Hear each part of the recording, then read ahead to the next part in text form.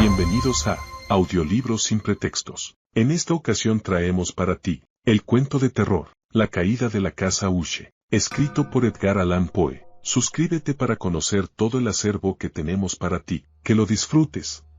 El hundimiento de la casa de Usher, Edgar Allan, 1809 a 1849. 1. Su corazón es un laúd colgado, no bien lo tocan, resuena. De Beranger. Durante un día entero de otoño, oscuro, sombrío, silencioso, en que las nubes se cernían pesadas y opresoras en los cielos, había yo cruzado solo, a caballo, a través de una extensión singularmente monótona de campiña, y al final me encontré, cuando las sombras de la noche se extendían, a la vista de la melancólica casa de Usher. No sé cómo sucedió, pero, a la primera ojeada sobre el edificio, una sensación de insufrible tristeza penetró en mi espíritu. Digo insufrible, pues aquel sentimiento no estaba mitigado por esa emoción, semi-agradable, por ser poético, con que acoge en general el ánimo hasta la severidad de las naturales imágenes de la desolación o del terror.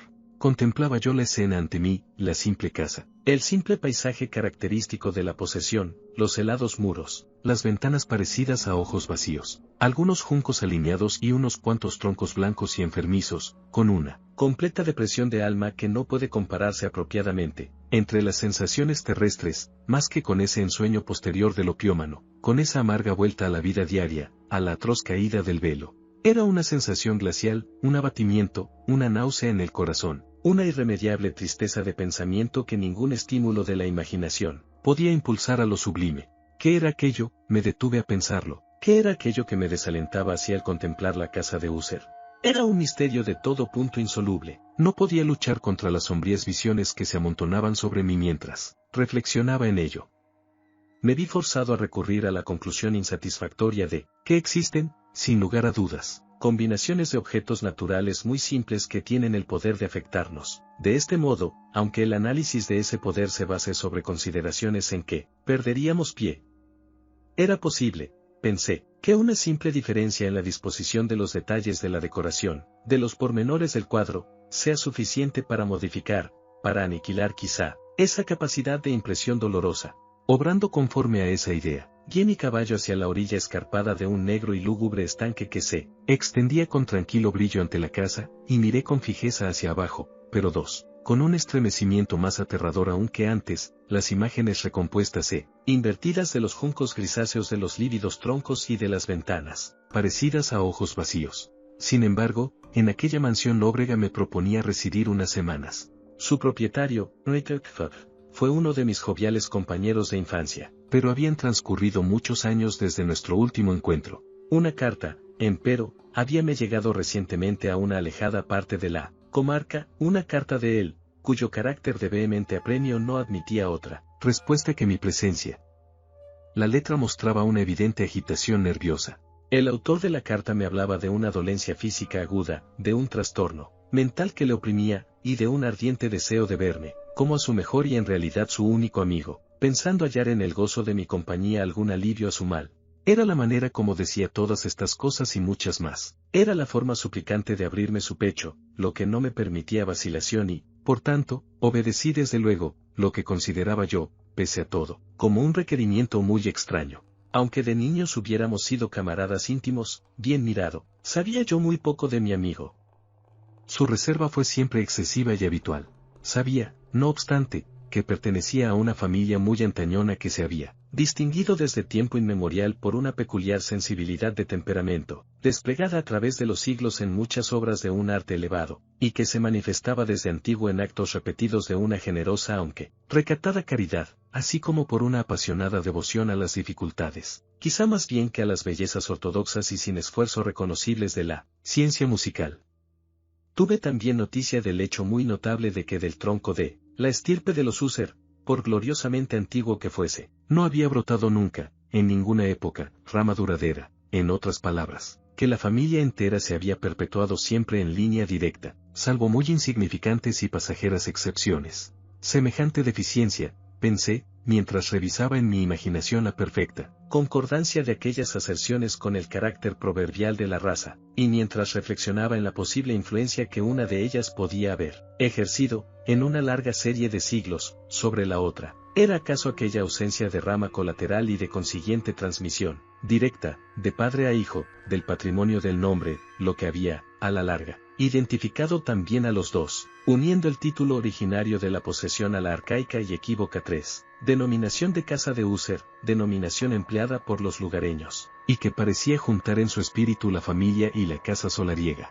Ya he dicho que el único efecto de mi experiencia un tanto pueril, contemplar abajo el estanque, fue hacer más profunda aquella primera impresión. No puedo dudar que la conciencia de mi acrecida superstición, ¿por qué no definirla así?, sirvió para acelerar aquel crecimiento. Tales, lo sabía desde larga fecha, la paradójica ley de todos los sentimientos basados en el terror.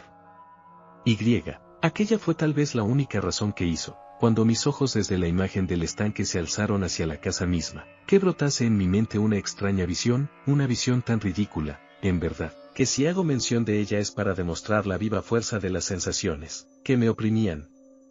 Mi imaginación había trabajado tanto, que creía realmente que en torno a la casa y la posesión enteras flotaba una atmósfera peculiar, así como en las cercanías más inmediatas, una atmósfera que no tenía afinidad con el aire del cielo, sino que emanaba de los enfermizos árboles, de los muros grisáceos y del estanque silencioso, un vapor pestilente y místico, opaco, pesado, apenas discernible, de tono plomizo. Sacudí de mi espíritu lo que no podía ser más que un sueño, y examiné más minuciosamente el aspecto real del edificio. Su principal característica parecía ser la de una excesiva antigüedad. La decoloración ocasionada por los siglos era grande. Menudos hongos se esparcían por toda la fachada, tapizándola con la fina trama de un tejido, desde los tejados. Por cierto que todo aquello no implicaba ningún deterioro extraordinario. No se había desprendido ningún trozo de la mampostería, y parecía existir una violenta contradicción entre aquella todavía perfecta adaptación de las partes y el estado especial de las piedras desmenuzadas. Aquello me recordaba mucho la espaciosa integridad de esas viejas maderas labradas, que han dejado pudrir durante largos años en alguna olvidada cueva, sin contacto con el soplo del aire exterior. Aparte de este indicio de ruina extensiva, el edificio no presentaba el menor síntoma de inestabilidad. ¿Acaso la mirada de un observador minucioso hubiera descubierto una grieta apenas perceptible que, extendiéndose desde el tejado de la fachada, se abría paso, bajando en zigzag por el muro, e iba a perderse en las tétricas aguas del estanque? 4. Observando estas cosas, seguí a caballo un corto terraplén hacia la casa. Un lacayo que esperaba cogió mi caballo, y entré por el arco gótico del vestíbulo. Un criado de furtivo andar me condujo desde allí, en silencio, a través de muchos corredores oscuros e intrincados, hacia el estudio de su amo. Muchas de las cosas que encontré en mi camino contribuyeron, no sé por qué, a exaltar esas vagas sensaciones de que he hablado antes. Los objetos que me rodeaban, las molduras de los techos, los sombríos tapices de las paredes, la negrura de ébano de los pisos y los fantasmagóricos trofeos de armas que tintineaban con mis zancadas, eran cosas muy conocidas para mí, a las que estaba acostumbrado desde mi infancia, y aunque no vacilase en reconocerlas todas como familiares, me sorprendió lo insólitas que eran las visiones que aquellas imágenes ordinarias despertaban en mí. En una de las escaleras me encontré al médico de la familia. Su semblante, pensé, mostraba una expresión mezcla de baja astucia y de perplejidad. Me saludó con azaramiento, y pasó. El criado abrió entonces una puerta y me condujo a presencia de su señor. La habitación en que me hallaba era muy amplia y alta, las ventanas, largas, estrechas y ojivales, estaban a tanta distancia del negro piso de roble, que eran en absoluto inaccesibles desde dentro. Débiles rayos de una luz roja abríanse paso a través de los cristales enrejados, dejándolo bastante en claro los principales objetos de alrededor. La mirada, empero, luchaba en vano por alcanzar los rincones lejanos de la estancia, o los entrantes del techo abovedado y con artesones. Oscuros tapices colgaban de las paredes. El mobiliario general era excesivo, incómodo, antiguo y deslucido. Numerosos libros e instrumentos de música yacían esparcidos en torno, pero no bastaban a dar vitalidad alguna a la escena. Sentía yo que respiraba una atmósfera penosa. Un aire de severa, profunda e irremisible melancolía se cernía y lo penetraba todo. A mi entrada, User se levantó de un sofá sobre el cual estaba tendido por completo, y me saludó con una calurosa viveza que se asemejaba mucho, tal vez fue mi primer pensamiento, a una exagerada cordialidad, al obligado esfuerzo de un hombre de mundo en Nulle. 1. Con todo, la ojeada que lancé sobre su cara me convenció de su perfecta sinceridad. Nos sentamos, y durante unos momentos, mientras él callaba, le miré con un sentimiento mitad de piedad y mitad de pavor. De seguro, jamás hombre alguno había cambiado de tan terrible modo y en tan breve tiempo como Roderick V. User. A duras penas podía yo mismo persuadirme a admitir la identidad del que estaba frente a mí con el compañero de mis primeros años. Aún así el carácter de su fisonomía había sido siempre notable. Un cutis cadavérico, unos ojos grandes, líquidos y luminosos sobre toda comparación, unos labios algo finos y muy pálidos, pero de una curva incomparablemente bella, una nariz de un delicado tipo hebraico, pero de una anchura desacostumbrada en semejante forma, una barbilla moldeada con finura, en la que la falta de prominencia revelaba una falta de energía, el cabello, que por su tenuidad suave parecía tela de araña. Estos rasgos, unidos a un desarrollo frontal excesivo, componían en conjunto una fisonomía que no era fácil olvidar. Y al presente, en la simple exageración del carácter predominante de aquellas facciones, y en la expresión que mostraban, se notaba un cambio tal, que dudaba yo del hombre a quien hablaba. La espectral palidez de la piel y el brillo ahora milagroso de los ojos me sobrecogían sobre toda ponderación, y hasta me aterraban. Además, había él dejado crecer su sedoso cabello sin preocuparse, y como aquel tejido arácneo flotaba más que caía en torno a la cara, no podía yo, ni haciendo un esfuerzo, relacionar a aquella expresión arabesca con idea alguna, de simple humanidad. Me chocó lo primero cierta incoherencia, una contradicción en las maneras de mi amigo, y pronto descubrí que aquello procedía de una serie de pequeños y fútiles esfuerzos por vencer un azaramiento habitual, una excesiva agitación nerviosa. Estaba ya preparado para algo de ese género, no solo por su carta, sino por los recuerdos de ciertos rasgos de su infancia, y por las conclusiones deducidas de su peculiar conformación física y de su temperamento. Sus actos eran tan pronto vivos como indolentes. Su voz variaba rápidamente de una indecisión trémula, cuando su ardor parecía caer, en completa inacción, a esa especie de concisión enérgica, a esa enunciación abrupta, pesada, lenta, una enunciación hueca, a ese habla gutural, plumbea, muy bien modulada y equilibrada, que puede observarse en el borracho perdido o en el incorregible comedor de opio, durante los periodos de su más intensa excitación. Así, pues, habló del objeto de mi visita, de su ardiente deseo de verme, y de la alegría que esperaba de mí. Se extendió bastante rato sobre lo que pensaba acerca del carácter de su dolencia. Era, 6, dijo, un mal constitucional, de familia, para el cual desesperaba de encontrar un remedio, una simple afección nerviosa. Añadió acto seguido, que, sin duda, desaparecía pronto. Se manifestaba en una multitud de sensaciones extranaturales. Algunas, mientras me las detallaba, me interesaron y confundieron, aunque quizá los términos y gestos de su relato influyeron bastante en ello. Sufría él mucho de una agudeza morbosa de los sentidos, solo toleraba los alimentos más insípidos, podía usar no más que prendas de cierto tejido, los aromas de todas las flores le sofocaban, una luz, incluso débil, atormentaba sus ojos, y exclusivamente algunos sonidos peculiares, los de los instrumentos de cuerda, no le inspiraban horror. Vi que era el esclavo forzado de una especie de terror anómalo. Moriré, dijo, debo morir de esta lamentable locura. Así y no de otra manera, debo morir. Temo los acontecimientos futuros, no en sí mismos, sino en sus consecuencias. Tiemblo al pensamiento de cualquier cosa, del más trivial incidente que pueden actuar sobre esta intolerable agitación de mi alma. Siento verdadera aversión al peligro, excepto en su efecto absoluto, el terror. En tal estado de excitación, en tal estado lamentable, presiento que antes o después llegará un momento en que han de abandonarme a la vez la vida y la razón, en alguna lucha con el horrendo fantasma, con el miedo. Supe también a intervalos, por insinuaciones interrumpidas y ambiguas, otra particularidad de su estado mental. Estaba él encadenado por ciertas impresiones supersticiosas, relativas a la mansión donde habitaba, de la que no se había atrevido a salir desde hacía muchos años, relativas a una influencia cuya supuesta fuerza expresaba en términos demasiado sombríos para ser repetidos aquí, una influencia que algunas particularidades en la simple forma y materia de su casa solariega habían, a costa de un largo sufrimiento, decía él, logrado sobre su espíritu un efecto que lo físico de los muros y de las torres, grises, y del oscuro estanque en que todo se reflejaba, había al final creado sobre lo moral de su existencia. Admitía él, no obstante, aunque con vacilación, que gran parte de la especial tristeza que le afligía podía atribuirse a un origen, más natural y mucho más palpable, a la cruel y ya antigua dolencia, a la muerte, sin duda cercana, de una hermana tiernamente amada. 7. Su sola compañera durante largos años, su última y única pariente en la tierra. Su fallecimiento, dijo él con una amargura que no podré nunca olvidar, me dejará, a mí, el desesperanzado, el débil, como el último de la antigua raza de los User. Mientras hablaba, Bitchided, así se llamaba, pasó por la parte más distante de la habitación, y sin fijarse en mi presencia, desapareció. La miré con un enorme asombro no desprovisto de terror, y, sin embargo, me pareció imposible darme cuenta de tales sentimientos. Una sensación de estupor me oprimía conforme mis ojos seguían sus pasos que se alejaban.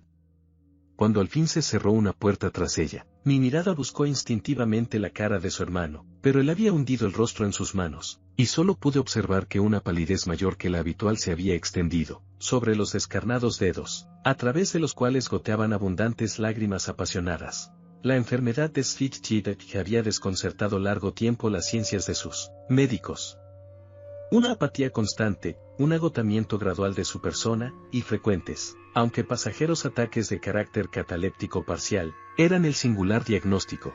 Hasta entonces había ella soportado con firmeza la carga de su enferme, sin resignarse, por fin, a guardar cama, pero, al caer la tarde de mi llegada a la casa, sucumbió, como su hermano me dijo por la noche con una inexpresable agitación, al poder postrador del mal, y supe de la mirada que yo le había dirigido sería, probablemente, la última, que no vería ya nunca más a aquella dama, viva al menos. En varios días consecutivos no fue mencionado su nombre ni por User ni por mí, y durante ese periodo hice esfuerzos ardosos para aliviar la melancolía de mi amigo. Pintamos y leímos juntos, o si no, escuchaba yo, como un sueño, sus fogosas improvisaciones en su elocuente guitarra.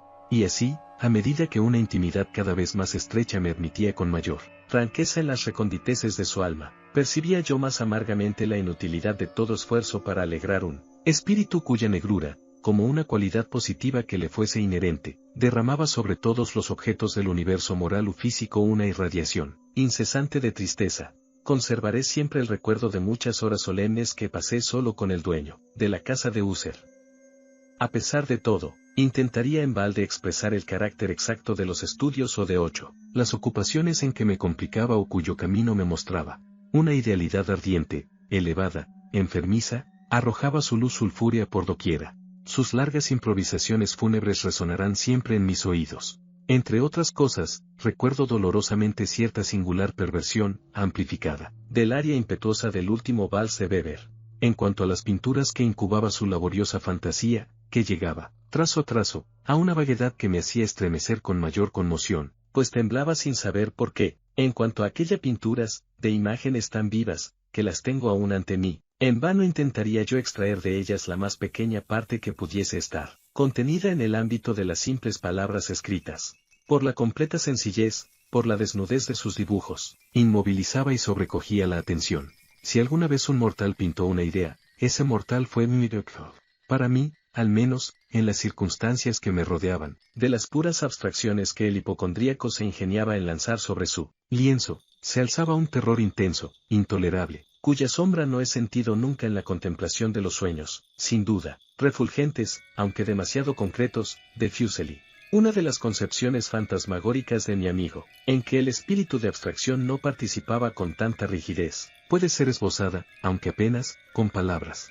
Era un cuadrito que representaba el interior de una cueva o túnel intensamente largo y rectangular, de muros bajos, lisos, blancos y sin interrupción ni adorno. Ciertos detalles accesorios del dibujo servían para hacer comprender la idea de que aquella excavación estaba a una profundidad excesiva bajo la superficie de la tierra. No se veía ninguna salida a lo largo de su vasta extensión, ni se divisaba antorcha u otra fuente artificial de luz, y, sin embargo, una oleada de rayos intensos rodaba de parte a parte, bañándolo todo en un lívido e inadecuado esplendor. Acabo de hablar de ese estado morboso del nervio auditivo que hacía toda música intolerable para el paciente, excepto ciertos efectos de los instrumentos de cuerda. Eran, quizá, los límites estrechos en los cuales se había confinado él mismo al tocar la guitarra los que habían dado en gran parte aquel carácter fantástico a sus interpretaciones. Pero en cuanto a la férvida facilidad de sus impromptus, no podía uno darse cuenta si tenían que ser, y lo eran, en las notas lo mismo que en las palabras de sus fogosas fantasías, pues él las acompañaba a menudo con improvisaciones verbales rimadas, el resultado de ese intenso recogimiento, de esa concentración mental a los que he aludido antes, y que se observan solo en los momentos especiales de la más alta excitación artificial. Recuerdo bien las palabras de una de aquellas rapsodias. Me impresionó acaso más fuertemente cuando él me la dio, porque bajo su sentido interior o místico me pareció percibir por primera vez que User tenía plena conciencia de su estado, que sentía como su sublime razón se tambaleaba sobre su trono. Aquellos versos, titulados El Palacio Hechizado, eran, poco más o menos, si no al pie de la letra, los siguientes. 1. En el más verde de nuestros valles, habitado por los ángeles buenos, antaño un bello y majestuoso palacio, un radiante palacio, alzaba su frente. En los dominios del rey pensamiento, allí se elevaba, jamás un serafín desplegó el ala, sobre un edificio la mitad de bello. 2. Banderas amarillas, gloriosas doradas, sobre su remate flotaban y ondeaban. Todo esto, sucedía hace mucho, muchísimo tiempo, y a cada suave brisa que retozaba. En aquellos gratos días, a lo largo de los muros pálidos y empenachados, se elevaba un aroma alado. 3. 10. Los que vagaban por ese alegre valle, a través de 2 ventanas iluminadas, veían espíritus moviéndose musicalmente, a los sones de un laúd bien templado, en torno a un trono donde, sentado, porfidogénito, con un fausto digno de su gloria, aparecía el Señor del reino. 4. Y refulgente de perlas y rubíes, era la puerta del bello palacio, por la que salía a oleadas, a oleadas, a oleadas y centelleaba sin cesar, una turba de ecos cuya grata misión, era solo cantar, con voces de magnífica belleza, el talento y el saber de su rey. 5. Pero seres malvados, con ropajes de luto, asaltaron la elevada posición del monarca. Lloremos, pues nunca el alba despuntará sobre él, el desolado, y en torno a su mansión, la gloria, que rojeaba y florecía. Es solo una historia oscuramente recordada, de las viejas edades sepultadas. Sas. 11. Y ahora los viajeros, en ese valle, a través de las ventanas rojizas, ven amplias formas moviéndose fantásticamente, en una desacorde melodía, mientras, cual un rápido y horrible río, a través de la pálida puerta, una horrenda turba se precipita eternamente, riendo, mas sin sonreír nunca más. Recuerdo muy bien que las sugestiones suscitadas por esta balada nos sumieron en una serie de pensamientos en la que se manifestó una opinión de User que menciono aquí, no tanto en razón de su novedad, pues otros hombres han pensado lo mismo. 2. Sino a causa de la tenacidad con que él la mantuvo. Esta opinión, en su forma general, era la de la sensibilidad de todos los seres vegetales. Pero en su trastornada imaginación la idea había asumido un carácter más atrevido, aún, e invadía, bajo ciertas condiciones, el reino inorgánico. Me faltan palabras para expresar toda la extensión o el serio abandono de su convencimiento. Esta creencia, empero, se relacionaba, como ya antes he sugerido, con las piedras grises de la mansión de sus antepasados.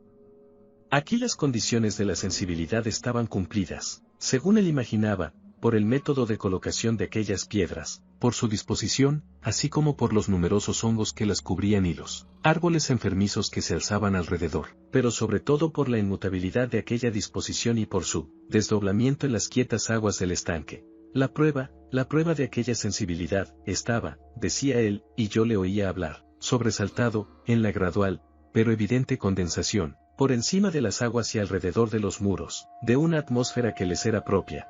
El resultado se descubría, añadía él, en aquella influencia muda, aunque importuna y terrible, que desde hacía siglos había moldeado los destinos de su familia, y que le hacía él tal como le veía yo ahora, tal como era. Semejantes opiniones no necesitan comentarios, y no los haré. Nuestros libros, los libros que desde hacía años formaban una parte no pequeña de la existencia espiritual del enfermo, estaban, como puede suponerse, de estricto acuerdo con aquel carácter fantasmal. Estudiábamos minuciosamente obras como el Berthe Chartreuse, de Gresset, el Belphegor, de Maquiavelo, El cielo y el infierno, de Swedenborg, El viaje subterráneo, de Nicolas Klein de 12, Holberg, La quiromancia, de Roberto Flaud, de Jean d'Indaginé y de la Chambre, El viaje por el espacio azul, de Tic, y La ciudad del sol, de Campanella. Uno de sus volúmenes favoritos era una pequeña edición in octavo del Directorium, Inquisitorium, por el dominico Eimeric de Girone, y había pasajes, en Pomponius Mela, acerca de los antiguos sátiros africanos o egipanes, sobre los cuales Husserl soñaba durante horas enteras. Su principal delicia, con todo, la encontraba en la lectura atenta de un raro y curioso libro gótico in quarto, el Manual de una iglesia olvidada, Las Vigiliae Mortuorum Sicandem Chorum Ecclesiae Maguntinae. Pensaba a mi pesar en el extraño ritual de aquel libro, y en su probable influencia sobre el hipocondríaco, cuando, una noche, Habiéndome informado bruscamente de que Erich Jirek ya no existía, anunció su intención de conservar el cuerpo durante una quincena, antes de su enterramiento final, en una de las numerosas criptas situadas bajo los gruesos muros del edificio. La razón profana que daba sobre aquella singular manera de proceder era, de esas que no me sentía yo con libertad para discutir. Como hermano, había adoptado aquella resolución, me dijo él, en consideración al carácter insólito de la enfermedad de la difunta, a cierta curiosidad importuna e indiscreta por parte de los hombres de ciencia, y a la alejada y expuesta situación del panteón familiar. Confieso que, cuando recordé el siniestro semblante del hombre con quien me había encontrado en la escalera el día de mi llegada a la casa, no sentí deseo de oponerme a lo que consideraba todo lo más como una precaución, inocente, pero muy natural. A ruegos de Husser, le ayudé personalmente en los preparativos de aquel entierro temporal. Pusimos el cuerpo en el féretro, y entre los dos lo transportamos a su lugar de reposo, la cripta en la que lo dejamos, y que estaba cerrada hacía tanto tiempo, que nuestras antorchas, semiacabadas en aquella atmósfera sofocante, no nos permitían ninguna investigación. Era pequeña, húmeda y no dejaba penetrar la luz. Estaba situada a una gran profundidad, justo debajo de aquella parte de la casa donde se encontraba mi dormitorio. Había sido utilizada, al parecer, en los lejanos tiempos feudales, como mazmorra, y en días posteriores, como depósito de pólvora o de alguna otra materia inflamable, pues una parte del suelo y todo el interior de una larga bóveda que cruzamos para llegar hasta allí estaban cuidadosamente revestidos de cobre. La puerta, de hierro macizo, estaba también protegida de igual modo. Cuando aquel inmenso peso giraba sobre sus goznes, producía un ruido singular, agudo y chirriante. Depositamos nuestro lúgubre fardo sobre unos soportes en aquella región de horror. Apartamos un poco la tapa del féretro, que no estaba aún atornillada, y miramos la cara del cadáver. Un parecido chocante entre el hermano y la hermana atrajo enseguida mi atención, y Husser, adivinando tal vez mis pensamientos, murmuró unas palabras, por las cuales supe que la difunta y él eran gemelos, y que habían existido siempre entre ellos unas simpatías de naturaleza casi inexplicables.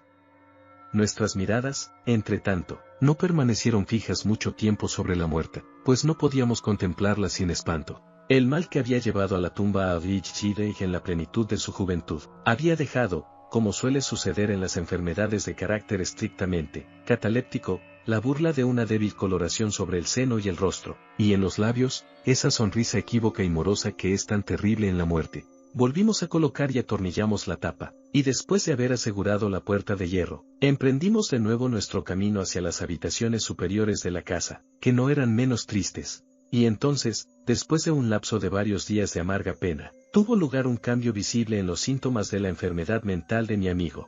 Sus maneras corrientes desaparecieron. Sus ocupaciones ordinarias eran descuidadas u olvidadas. Vagaba de estancia en estancia con un paso precipitado, desigual y sin objeto. La palidez de su fisonomía había adquirido, si es posible, un color más lívido, pero la luminosidad de sus ojos había desaparecido por completo. No oía ya aquel tono de voz áspero que tenía antes en ocasiones, y un temblor que se hubiera dicho causado por un terror sumo, caracterizaba de ordinario su habla. Me ocurría a veces, en realidad, pensar que su mente, agitada sin tregua, estaba torturada por algún secreto opresor, cuya divulgación no tenía el valor para efectuar. Otras veces me veía yo obligado a pensar, en suma, que se trataba de rarezas inexplicables de la demencia, pues le veía mirando al vacío durante largas horas en una actitud de profunda atención, como si escuchase un ruido imaginario. No es de extrañar que su estado me aterrase, que incluso sufriese yo su contagio. Sentía deslizarse dentro de mí, en una gradación lenta, pero segura, la violenta influencia de sus fantásticas, aunque impresionantes supersticiones. 14. Fue en especial una noche, la 7ª o la 8ª desde que depositamos a Lady Madeline en la mazmorra, antes de retirarnos a nuestros lechos, cuando experimenté toda la potencia de tales sensaciones. El sueño no quería acercarse a mi lecho, mientras pasaban y pasaban las horas. Intenté buscar un motivo al nerviosismo que me dominaba. Me esforcé por persuadirme de que lo que sentía era debido, en parte al menos, a la influencia trastornadora del mobiliario opresor de la habitación, a los sombríos tapices desgarrados que, atormentados por las ráfagas de una tormenta que se iniciaba, vacilaban de un lado a otro sobre los muros y crujían penosamente en torno a los adornos del lecho. Pero mis esfuerzos fueron inútiles.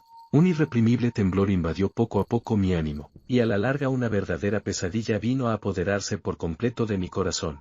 Respiré con violencia, hice un esfuerzo, logré sacudirla, e incorporándome sobre las almohadas y clavando una ardiente mirada en la densa oscuridad de la habitación, presté oído, no sabría decir por qué me impulsó una fuerza instintiva, a ciertos ruidos vagos, apagados e indefinidos que llegaban hasta mí a través de las pausas de la tormenta.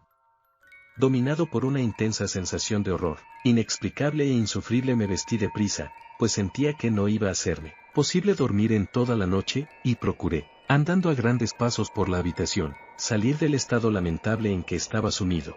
Apenas había dado así unas vueltas, cuando un paso ligero por una escalera cercana atrajo mi atención. Reconocí muy pronto que era el paso de User. Un instante después llamó suavemente en mi puerta y entró, llevando una lámpara. Su cara era, como de costumbre, de una palidez cadavérica, pero había, además, en sus ojos una especie de loca hilaridad, y en todo su porte, una histeria evidentemente contenida. Su aspecto me aterró, pero todo era preferible a la soledad que había yo soportado tanto tiempo, y acogí su presencia como un alivio. «¿Y usted no ha visto esto?», dijo él bruscamente, después de permanecer algunos momentos en silencio mirándome. «¿No ha visto usted esto? Pues espere. Lo verá». Mientras hablaba así, y habiendo resguardado cuidadosamente su lámpara, se precipitó hacia una de las ventanas y la abrió de par en par a la tormenta. 15. La impetuosa furia de la ráfaga nos levantó casi del suelo. Era, en verdad, una noche tempestuosa, pero espantosamente bella, de una rareza singular en su terror y en su belleza. Un remolino había concentrado su fuerza en nuestra proximidad, pues había cambios frecuentes y violentos en la dirección del viento, y la excesiva densidad de las nubes, tan bajas, que pasaban sobre las tordillas de la casa, no nos impedía apreciar la viva velocidad con la cual acudían unas contra otras desde todos los puntos, en vez de perderse a distancia. Digo que su excesiva densidad no nos impedía percibir aquello, y aún así, no divisábamos ni la luna ni las estrellas, ni relámpago alguno proyectaba su resplandor. Pero las superficies inferiores de aquellas vastas masas de agitado vapor, lo mismo que todos los objetos terrestres muy cerca alrededor nuestro, reflejaban la claridad sobrenatural de una emanación gaseosa que se cernía sobre la casa y la envolvía en una mortaja luminosa y bien visible. «No debe usted, no contemplará usted esto», dije, temblando, a User, y le llevé con suave violencia desde la ventana a una silla. «Esas apariciones que le trastornan son simples fenómenos eléctricos, nada raros. O puede que tengan su horrible origen en los fétidos miasmas del estanque. Cerremos esta ventana, el aire es helado y peligroso para su organismo. Aquí tiene usted una de sus novelas favoritas.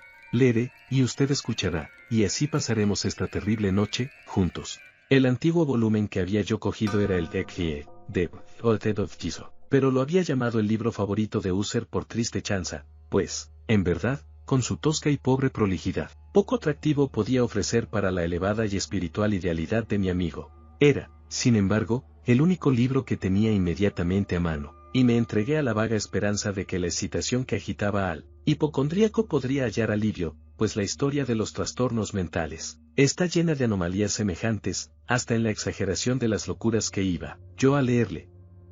A juzgar por el gesto de predominante y ardiente interés con que escuchaba o aparentaba escuchar las frases de la narración, hubiese podido congratularme del éxito de mi propósito.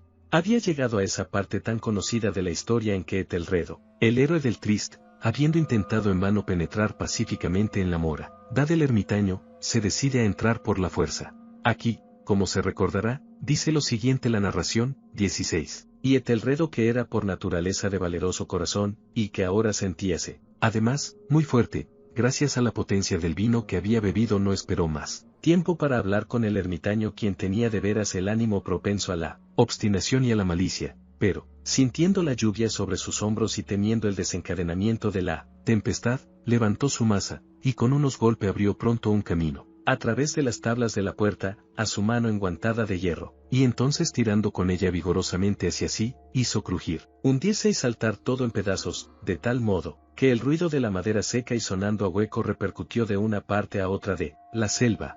Al final de esta frase me estremecí e hice un pausa, pues me había parecido, aunque pensé seguida que mi excitada imaginación me engañaba, que de una parte muy alejada de la mansión llegaba confuso a mis oídos un ruido que se hubiera dicho, a causa de su exacta semejanza de tono, el eco, pero sofocado y sordo, ciertamente de aquel ruido real de crujido y de arrancamiento descrito con tanto detalle por Sir Lancelot. Era sin duda la única coincidencia lo que había atraído tan solo mi atención, pues entre el golpeteo de las hojas de las ventanas y los ruidos mezclados de la tempestad creciente, el sonido en sí mismo no tenía, de seguro, nada que pudiera intrigarme o turbarme. Continué la narración, pero el buen campeón Etelredo, franqueando entonces la puerta, se sintió dolorosamente furioso y asombrado al no percibir rastro alguno del malicioso ermitaño, sino, en su lugar, un dragón de una apariencia fenomenal y escamosa, con una lengua de fuego, y que estaba de centinela ante un palacio de oro, con el suelo de plata, y sobre el muro aparecía colgado un escudo brillante de bronce, con esta leyenda encima: el que entre aquí, vencedor será, el que mate al dragón, el escudo ganará. 17. Etelredo levantó su maza y golpeó sobre la cabeza del dragón, que cayó ante él y exhaló su aliento pestilente con un ruido tan horrendo, áspero y penetrante a la vez, que Etelredo tuvo que taparse los oídos con las manos para resistir aquel terrible estruendo como no lo había él oído nunca antes. Aquí hice de súbito una nueva pausa, y ahora con una sensación de violento asombro, pues no cabía duda de que había yo oído esta vez, érame imposible decir de qué dirección venía, un ruido débil y como lejano, pero áspero, prolongado, singularmente agudo y chirriante, la contrapartida exacta del rito sobrenatural del dragón descrito por el novelista, y tal cual mi imaginación se lo había ya figurado. Oprimido como lo estaba, sin duda, por aquella segunda y muy extraordinaria coincidencia, por 1000 sensaciones contradictorias, entre las cuales predominaban un asombro y un terror extremos, conservé, empero, la suficiente presencia de ánimo para tener cuidado de no excitar con una observación cualquiera la sensibilidad nerviosa de mi compañero. No estaba seguro en absoluto de que él hubiera notado los ruidos en cuestión. Siquiera, a no dudar, una extraña alteración habíase manifestado, desde hacía unos minutos, en su actitud. De su posición primera enfrente de mí había el hecho girar gradualmente su silla, de modo a encontrarse sentado con la cara vuelta hacia la puerta de la habitación. Así, solo podía yo ver parte de sus rasgos, aunque noté que sus labios temblaban como si dejasen escapar un murmullo inaudible. Su cabeza estaba caída sobre su pecho, y, no obstante, yo sabía que no estaba dormido, pues el ojo que entreveía de perfil permanecía abierto y fijo. Además, el movimiento de su cuerpo contradecía también aquella idea, pues se balanceaba con suave, pero constante y uniforme oscilación. Noté, desde luego, todo eso, y reanudé el relato de Sir Lancelot, que continuaba así: y ahora el campeón, habiendo escapado de la terrible furia del dragón, y recordando el escudo de bronce, y que el encantamiento que sobre él pesaba estaba roto, apartó la masa muerta de delante de su camino y avanzó valientemente por el suelo de plata del castillo hacia el sitio del muro de donde colgaba el escudo, el cual, en verdad, no esperó a que estuviese él muy cerca, sino que cayó a sus pies sobre el pavimento de plata, con un pesado y terrible ruido. 18. Apenas habían pasado entre mis labios estas últimas sílabas, y como si en realidad hubiera caído en aquel momento un escudo de bronce, pesadamente sobre un suelo de plata, oí el eco claro, profundo, metálico, resonante, si bien sordo en apariencia. Excitado a más no poder, salté sobre mis pies, en tanto que Uther no había interrumpido su balanceo acompasado. Sus ojos estaban fijos ante sí, y toda su fisonomía, contraída por una pétrea rigidez. Pero cuando puse la mano sobre su hombro, un fuerte estremecimiento recorrió todo su ser, una débil sonrisa tembló sobre sus labios, y vi que hablaba con un murmullo apagado, rápido y balbuciente, como si no se diera cuenta de mi presencia. Inclinándome sobre él, absorbí al fin el horrendo significado de sus palabras. ¿No oye usted? Sí, yo oigo, y he oído. Durante mucho, mucho tiempo, muchos minutos, muchas horas, muchos días, he oído, pero no me atrevía. Oh, piedad para mí, mísero desdichado que soy. No me atrevía a hablar. La hemos metido viva en la tumba. ¿No le he dicho que mis sentidos están agudizados? Le digo ahora que he oído sus primeros débiles movimientos dentro del ataúd. Los he oído hace muchos, muchos días, y, sin embargo, no me atrevía a hablar. Y ahora, esta noche, Etelredo, ja, ja. La puerta del ermitaño rota, el grito de muerte del dragón y el estruendo del escudo. Diga usted mejor el arrancamiento de su féretro, y el chirrido de los goznes de hierro de su prisión, y su lucha dentro de la bóveda de cobre. Oh. ¿A dónde huir? ¿No estará ella aquí enseguida? ¿No va a aparecer para reprocharme mi precipitación? ¿No he oído su paso en la escalera? ¿No percibo el pesado y horrible latir de su corazón? Insensato, y, en ese momento se alzó furiosamente de puntillas y aulló sus sílabas como si en aquel esfuerzo exhalase su alma. Insensato. Le digo a usted que ella está ahora detrás de la puerta. En el mismo instante, como si la energía sobrehumana de sus palabras hubiese adquirido la potencia de un hechizo. Las grandes y antiguas hojas que él señalaba entreabrieron pausadamente sus pesadas mandíbulas de ébano. Era aquello obra de una furiosa ráfaga, pero en el marco de aquella puerta estaba entonces la alta y amortajada figura de Lady Madeline de User. Había sangre sobre su blanco ropaje, y toda su demacrada persona mostraba las señales evidentes de una enconada lucha. Durante un momento permaneció trémula y vacilante sobre el umbral, luego, con un grito 19, apagado y quejumbroso, cayó a plomo hacia adelante sobre su hermano, y en su violenta y ahora definitiva agonía le arrastró al suelo, ya cadáver y víctima de sus terrores anticipados. Huí de aquella habitación y de aquella mansión, horrorizado. La tempestad se desencadenaba aún en toda su furia cuando franqueé la vieja calzada. De pronto una luz intensa se proyectó sobre el camino y me volví para ver, donde podía brotar claridad tan singular, pues solo tenía a mi espalda la vasta mansión y sus sombras. La irradiación provenía de la luna llena, que se ponía entre un rojo de sangre, y que ahora brillaba con viveza a través de aquella grieta antes apenas visible, y que, como ya he dicho al principio, se extendía, zigzagueando, desde el tejado del edificio hasta la base. Mientras la examinaba, aquella grieta se ensanchó con rapidez. Hubo de nuevo una impetuosa ráfaga, un remolino. El disco entero del satélite estalló de repente ante mi vista. Mi cerebro se alteró cuando vi los pesados muros desplomarse, partidos en dos. Resonó un largo y tumultuoso estruendo, como la voz de 1000 cataratas, y el estanque profundo y fétido, situado a mis pies, se cerró tétrica y silenciosamente sobre los restos de la casa de User. Fin. Hemos llegado al final. Gracias por escucharnos. Esperamos que el audiocuento haya sido de tu agrado. Suscríbete para conocer el acervo que tenemos para ti. Audiolibros sin pretextos.